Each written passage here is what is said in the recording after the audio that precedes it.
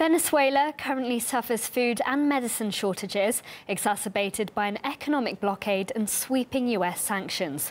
The opposition and the government in Venezuela are currently wrangling over US aid. Guaido claims he's been able to get deliveries into the country, though President Nicolas Maduro has blocked some, saying the convoys are a cover for a US invasion. The Russian foreign minister has expressed a similar concern. Well, live now to Roman Kotarev for more on that. Both the US and Russia have presented draft resolutions on Venezuela to the UN Security Council. Now, Washington's version calls for international aid deliveries, while Moscow's criticizes any attempts to intervene in the country's sovereignty. Sergei Lavrov defended Russia's draft and branded US allegations that it's aimed at disrupting humanitarian aid to the country a lie. The Russian foreign minister added that the UN Security Council is unlikely to accept Washington's resolution on Venezuela.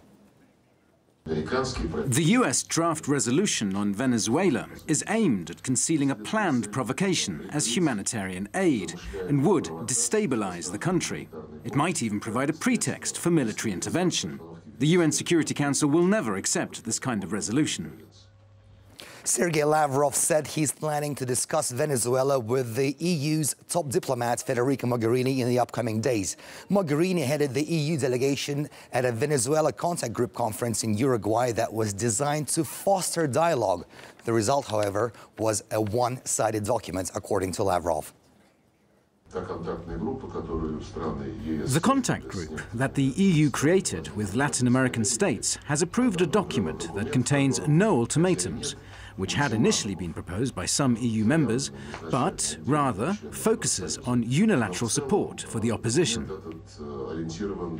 The US State Department asked the Russian Foreign Ministry to organize a telephone meeting on Tuesday. Sergei Lavrov said the issue of Venezuela could come up in the conversation with his American counterpart, Mike Pompeo.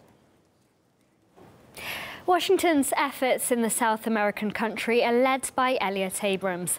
His appointment as the US envoy to Venezuela has surprised many, given his previous track record in Latin America.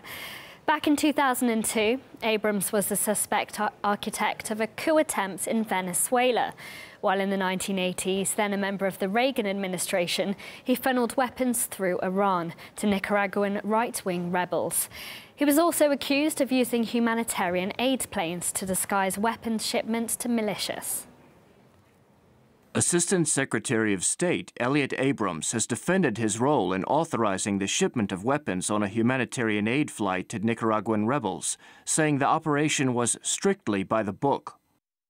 We have to consider that Trump's czar, who's in charge of his Venezuelan policy right now, is Elliott Abrams, who pioneered the strategy of using humanitarian aid as a disguise for delivering weapons to U.S. proxy forces, first during the wars on Central America, the proxy wars, during which Elliott Abrams was overseeing several death squads and their genocidal humanitarian violations. The Venezuelans see this aid delivery, especially in the light of Abrams' history of using aid as a cover for delivering arms to proxy forces, as a violation of Venezuelan sovereignty, as an actual U.S. invasion of Venezuela.